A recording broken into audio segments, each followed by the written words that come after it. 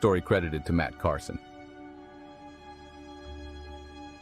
I don't consider myself paranoid. I've always been the type of person who minds my own business, especially when it comes to neighbors. I'm friendly, sure, wave at people in the hallway, exchange the occasional pleasantries, but I never really go beyond that. I like to think I'm just a regular guy. My name's Michael, by the way.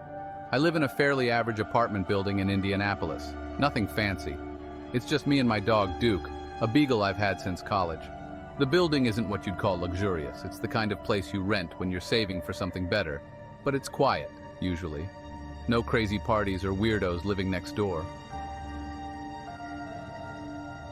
That was until the man in 3B moved in. I didn't see him at first. He moved in while I was away on a work trip. I noticed his stuff in the hallway one evening after I got back. Just a few boxes, nothing major. I figured he was new, maybe some guy starting fresh. People move in and out of this place all the time, didn't think much of it. But then Duke started acting weird. He'd bark at the door late at night, his hackles up like someone was standing right outside. I'd open the door and look, but no one was ever there. At first I thought it was just Duke being Duke. He's always been a bit skittish around strangers, but it kept happening. Every night, usually around midnight, Duke would start growling at the door. I'd check the peephole, but the hallway was always empty. That's when I started to notice the noises. Now, I'm not someone who gets creeped out easily. I've lived in my fair share of sketchy neighborhoods, and this place is relatively safe. But this was unsettling. Around 11:30 every night, I'd hear footsteps pacing in the hallway. Not fast, like someone in a hurry, but slow, methodical, like someone was just wandering back and forth. It would stop right outside my door, pause for a few seconds, and then continue. The first few times I thought it was one of my neighbors coming home late, but after a week of this, it started to feel like more than just a coincidence. One night I couldn't take it anymore. It was close to midnight. Duke was at the door, growling like clockwork, and I decided to see for myself what was going on. I grabbed the handle, pulled the door open, and nothing. The hallway was completely empty, just like always. But here's where things got strange. As soon as I stepped out, I noticed the door to apartment 3B was slightly open. Just a crack. Not enough to see anything inside, but enough to make me stop in my tracks. The hairs on the back of my neck stood up. Something about it didn't feel right. I don't know what possessed me, but I walked over to the door slowly.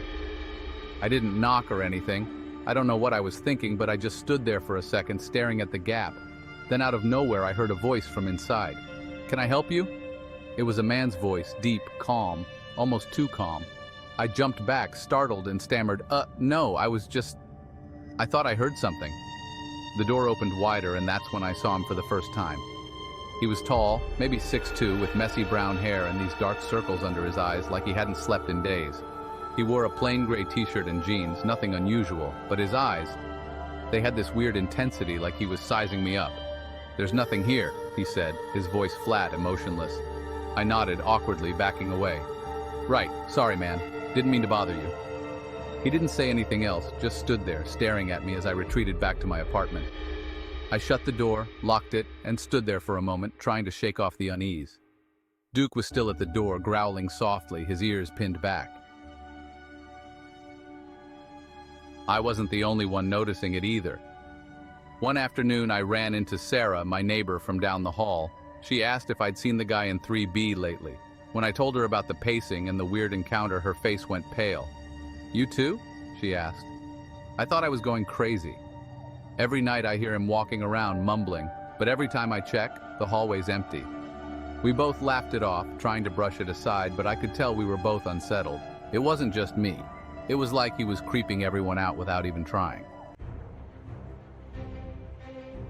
A few nights later, something happened that I still can't explain. I was lying in bed, scrolling through my phone, trying to fall asleep. It was just after midnight and the footsteps had started again. Duke was curled up next to me, his ears twitching at the sound. Suddenly I heard a soft knock on my door. 3 slow, deliberate taps. My heart nearly stopped. I sat up, listening, frozen. The knocking came again, a little louder this time. I didn't move. My mind was racing. Who the hell knocks on someone's door at midnight? Then Duke started growling, low and deep, his eyes fixed on the door. I finally mustered up the courage to get out of bed. I grabbed a baseball bat I keep under the bed, just in case, you know? I walked slowly to the door, trying to keep my breathing steady. I pressed my eye to the peephole, but all I saw was darkness. The hallway light had been turned off. The knocking came again, more insistent this time. 3 sharp raps that echoed through the apartment. I wanted to scream, to yell for help, but my voice wouldn't work. I just stood there, clutching the bat, staring through the peephole at the nothingness. After what felt like hours, the knocking stopped. I didn't sleep that night. The next morning, I went straight to the landlord. I tried to explain what was going on, how the guy in 3B was acting strange, how I kept hearing noises at night. But the landlord just shrugged it off. He pays his rent on time and there haven't been any complaints. Maybe you're just hearing things, he said. I left the office feeling frustrated, but I wasn't going to let it go. Something was wrong with that guy, and I was determined to figure out what. A few days later, I decided to try and talk to him again. I don't know why, maybe I just wanted to prove to myself that I wasn't losing it. I knocked on his door around noon when I knew he'd be home. No answer. I knocked again, louder this time. Still nothing. I waited a few minutes, then tried the handle. To my surprise, the door wasn't locked. It creaked open, revealing a dark, empty apartment. I stepped inside, my heart pounding. The place was almost completely empty. No furniture, no decorations, just a mattress on the floor and a few boxes stacked in the corner. And then I saw it. On the wall, next to the window, was a series of strange symbols, drawn in what looked like red paint, or at least I hoped it was paint. They were crude, jagged, almost like scratches. I backed out of the apartment, my skin crawling. I didn't know what those symbols meant, but I knew I didn't want to stick around to find out. Later that night, I heard the footsteps again, but this time they weren't in the hallway. They were inside my apartment.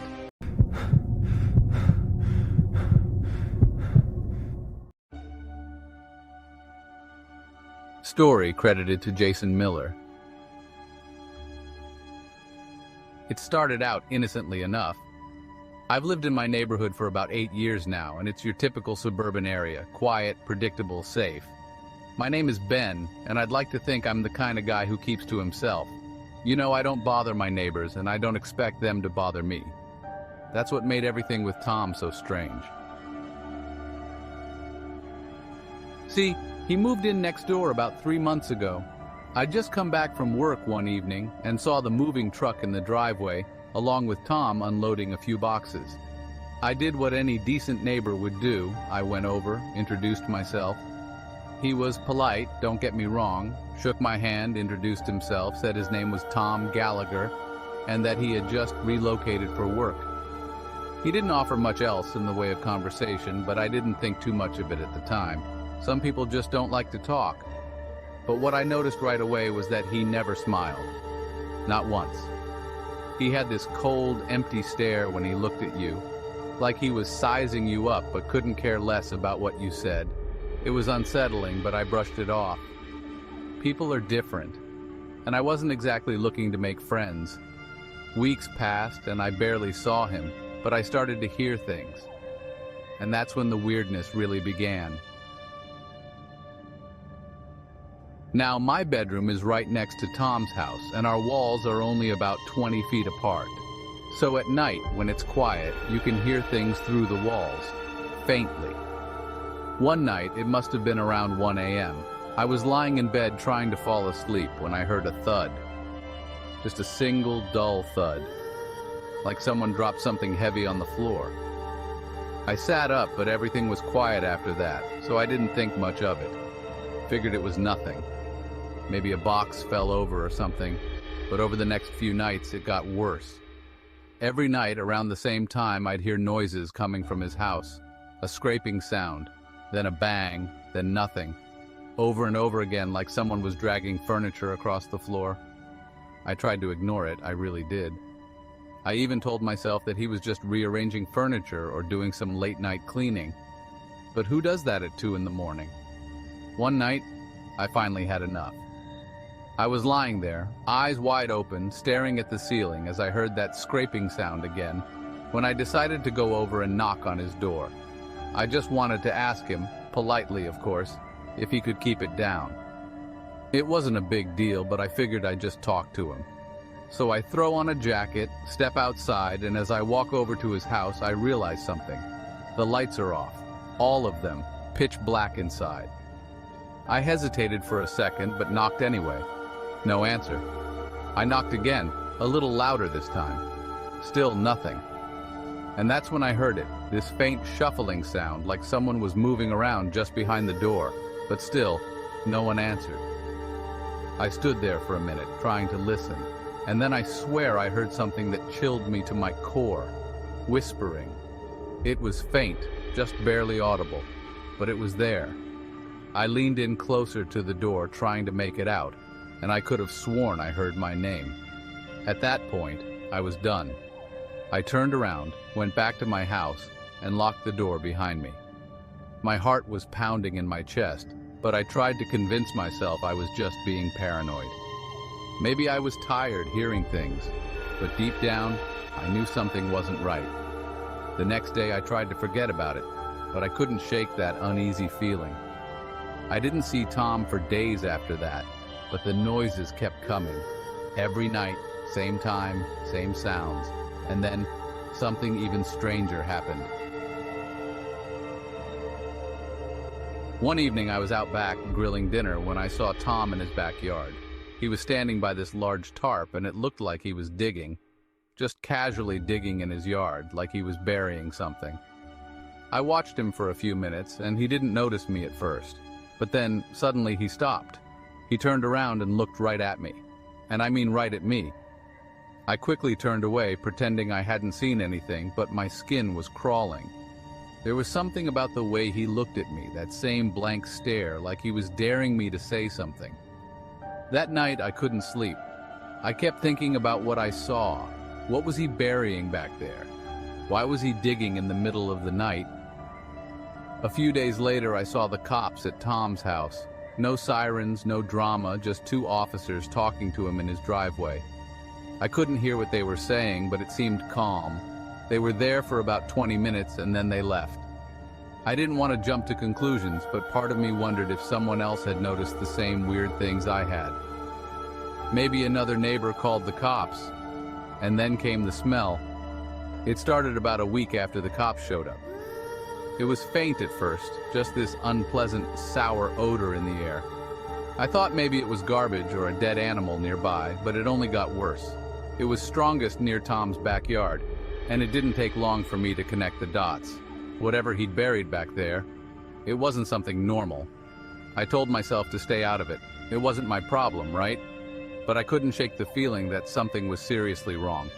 So, I decided to confront him. I waited until the next day, right after work.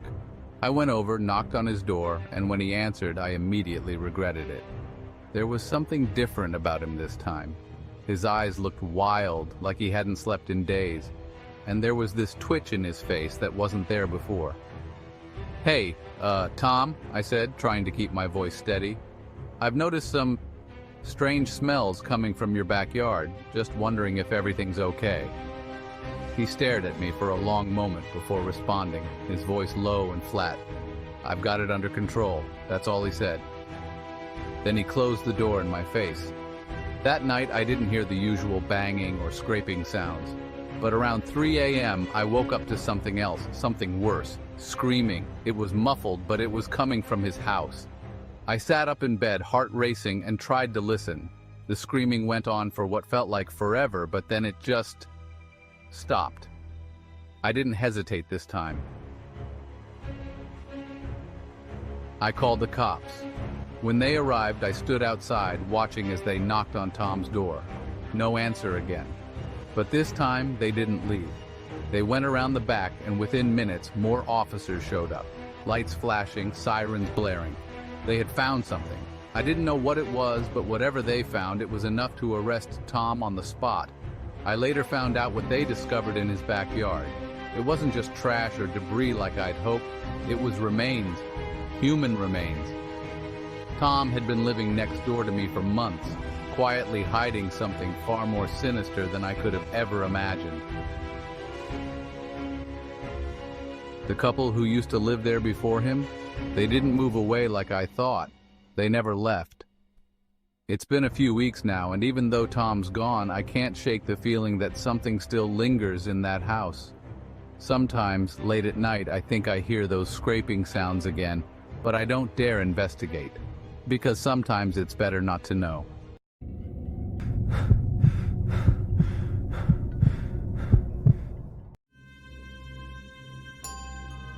Story credited to Michael Harper. I've always prided myself on being the type of guy who keeps to himself. You know, I don't get too involved with the neighbors, but I'm friendly enough when I need to be.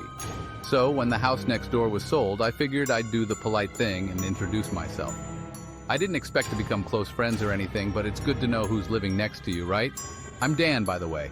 I live in a quiet little neighborhood in Ohio, just your typical suburban street with cookie-cutter houses and white picket fences.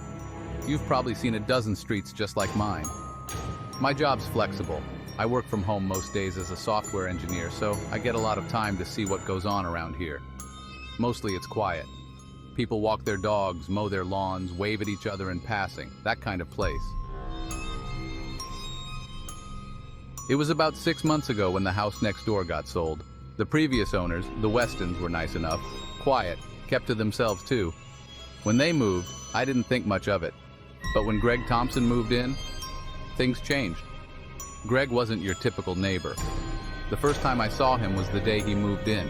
He was alone, which struck me as odd because most people move in with at least a little help.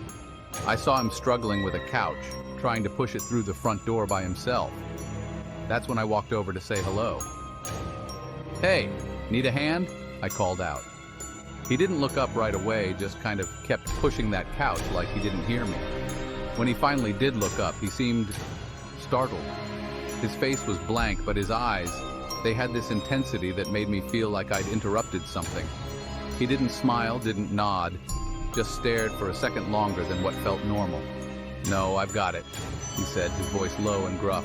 I remember thinking his tone was a little cold, but maybe he was just tired. Moving is stressful, right?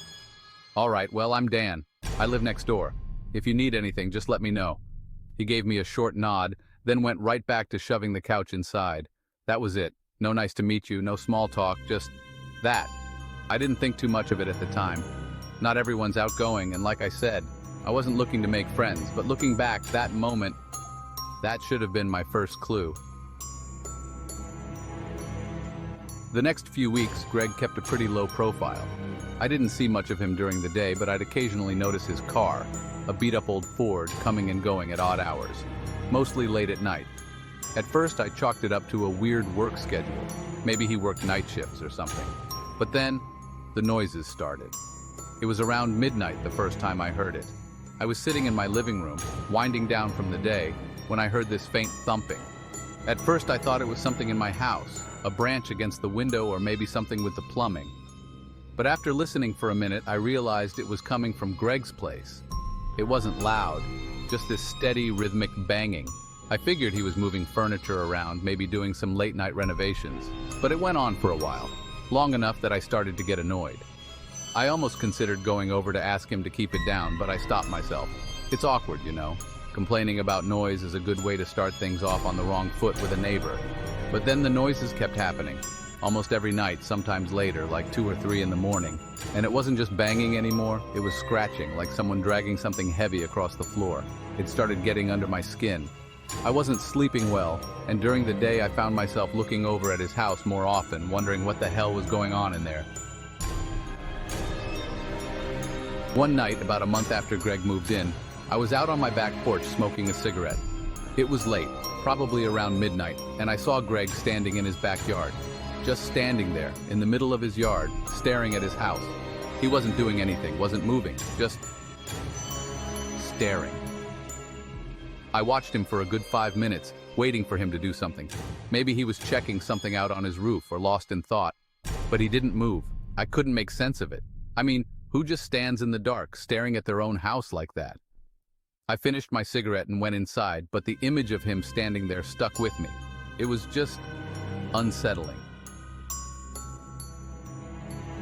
Then came the smell. A few days later, I was out in my backyard again, and I caught this whiff of something foul. It was faint at first, but it got worse over the next few days. It was coming from Greg's house, specifically his backyard. At first I thought maybe it was garbage. Maybe he wasn't taking it out regularly. But it didn't smell like trash. It smelled rotten, like something had died. I didn't know what to do. I wasn't about to march over there and accuse him of anything. I mean, it could have been a dead animal or something, right? But the smell got so bad that I finally broke down and called the city. They sent someone out to check, but when I saw the inspector leave, he didn't seem too concerned. I figured that would be the end of it, but it wasn't. One night around 2 a.m., I woke up to the sound of something banging against the wall. Not the usual noises I'd heard before. This was loud, frantic. I sat up in bed, heart racing, and listened. That's when I heard it. Muffled voices. No, not voices, just one voice. Crying. I shot out of bed and ran to the window. Greg's house was dark, but the noise was coming from inside. I swear I heard someone sobbing, pleading. I grabbed my phone and dialed 911. My hands were shaking so bad I almost dropped it. When the dispatcher answered, I told them everything. The noises, the smell, the crying.